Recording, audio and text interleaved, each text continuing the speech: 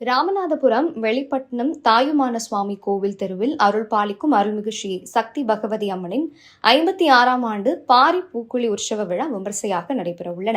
பகவதி அம்மன் கோவில் தெருவில் வீற்றிருந்து பக்தர்களுக்கு அருள் வழங்கி வரும் ஸ்ரீ சக்தி பகவதி அம்மனுக்கு 56ஆம் ஆண்டு காப்பு கட்டு விழா நடைபெற்றன.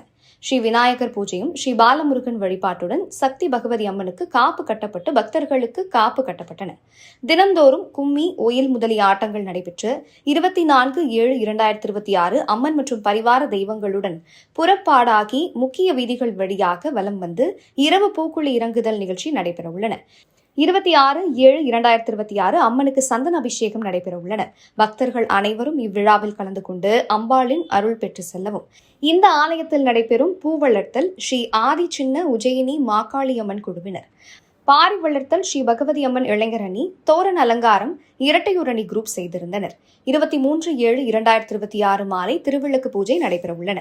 25/7/2026 அன்னதானம் தாயுமானவர் இளைஞர் பொதுநல சங்கம் சார்பாக நடைபெறவுள்ளன. இவ்விழா ஏற்பாட்டினை அருள்மிகு ஸ்ரீ சக்தி பகவதி அம்மன் ஆலய விழா குழுவினர் செய்து வருகின்றனர்.